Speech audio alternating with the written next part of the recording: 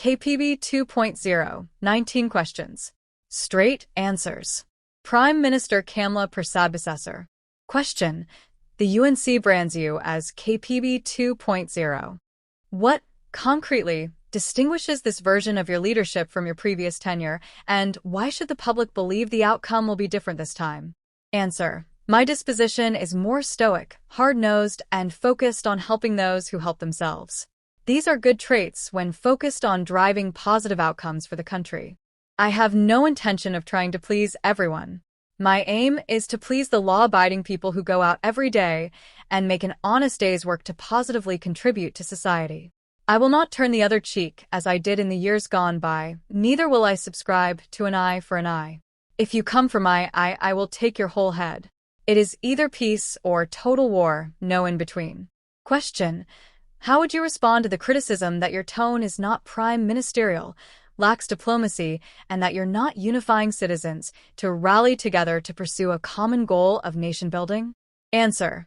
The more you concede to persons who unobjectively criticize you in an attempt to appease them when you didn't have to concede, the more they become contemptuous of you because they see it as weakness and indecisiveness instead of appreciating your magnanimity.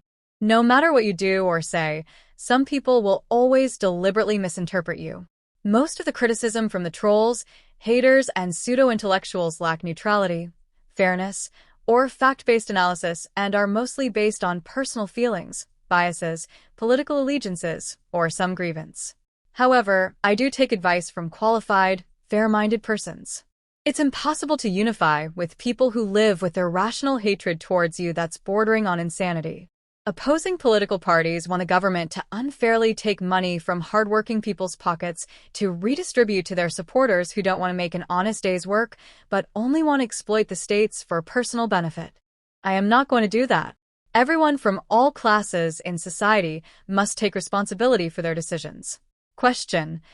How do you feel about labor protests taking place? Do you fear that civil unrest may arise given that workers are dissatisfied and demanding what they say is due to them? Answer. Anyone is free to protest within the law, but it does not affect my decision-making. I will do what I have to do when I have to do it based on the data presented in the best interest of the country.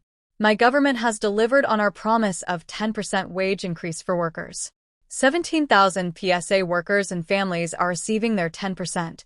So too are 20,000 NUGFW workers and 14,000 teachers are receiving their new salaries. Question. Is the government in danger of collapsing before the 5-year term is up? Answer. This question does not arise. Question. What is the most difficult decision you have had to make so far and why? Answer.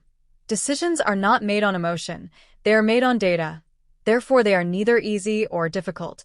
They are just the outcome of a data-driven process. With exception of victims of crime and certain types of illnesses and physical disabilities, the majority of people from all classes must understand that they are mostly victims of their own decisions. Question. You've taken a notably firm stance on CARICOM. What specific outcomes are you pursuing, and what is your strategy if regional partners resist your position? Put plainly, is TNT becoming more isolated regionally under your leadership? Answer. TNT is not leaving CARICOM. I have already made clear the outcomes I am pursuing. I don't think it's wise to publicly announce our future strategies with regards to CARICOM. Question. You've shown unusually strong and vociferous support for U.S. President Donald Trump. Why depart from Trinidad and Tobago's traditional diplomatic neutrality, and what tangible benefits do you expect from that shift? Answer. I have to make decisions in the best interest of our country. The current U.S. government believes in conservatism and capitalism, and that aligns with my views. I expect increased FDI, foreign direct investment, economic growth, and improved security. Also, what neutrality? A sitting member of parliament saying, what Trump go do we? Rally in a conga line in Venezuela? Question. Crime remains one of the country's most urgent concerns. Are you satisfied with the performance of your government, and specifically that of Ministers Roger Alexander and Wayne Sturge? Answer. Yes, murders are down 42%. Serious crimes down 30%, violent crimes down 32%. Ministers Alexander and Sturge are loyal, relentless, cooperative, adhere to the chain of command, and are not flustered when faced with difficult situations. Question: You previously argued that a state of emergency is not a solution to crime, yet your administration has implemented two. Is this your government's main strategy in dealing with crime moving forward? What really is the strategy? Answer: I agree it's not a permanent solution. It's a tool to be used, and I intend to use it. Also, I called for a state of emergency since January 2024. I condemned the PNM for doing it only before the general election because they did it as an election gimmick after 5,000 murders and 8,000 sexual assaults, when they could have done it much earlier. We have many strategies that we are implementing, but again, why should I tip off the criminals as to what's coming in the future? That would be foolish. Question: 1 year in, how would you rate your government's performance? Answer: That is for the citizens to decide. You don't grade your own test paper. However, my view is that there will always be room for improvement. That is why I said brighter and better days are coming. The PNM was there for 120 months and left our country in a mess. We have been there for 12, and the fixes cannot be made overnight.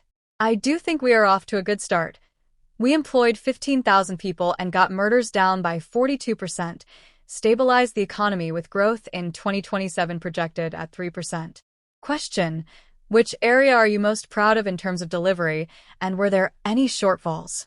Answer: Legislative agenda, finance, and the national security cluster are the standouts. Question: Have you had to discipline or rein in any ministers behind the scenes? Answer: Advice is disseminated as necessary. Some need more advice than others. Generally, be humble, but don't be anyone's doormat. Take advice on issues from people who are qualified in those fields and are thus able to give good advice. Taking advice on an issue from people who are unqualified to give it will lead to bad decisions. Question: Do you believe your cabinet is corruption-free? Have you received any complaints about any minister? Answer: I haven't received any complaints. Question: What is the succession plan for UNC leadership? Answer: Real power is something you take. If someone has to give you power because you are not strong enough to take it, you don't deserve it and wouldn't be able to use it. You would be chased out of office quickly and become a laughingstock like the one-day Prime Minister Stewart. The UNC membership will determine the next leader of the party. No one else can. There is no vacancy at this time. Just a word of advice: if you come for my head, make sure you don't miss. Question: Do you see the UNC winning another general election in 2030? Answer: Yes.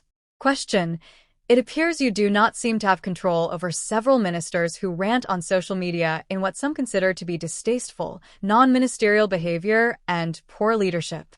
Have you pulled up any of your ministers for this, or do you support it?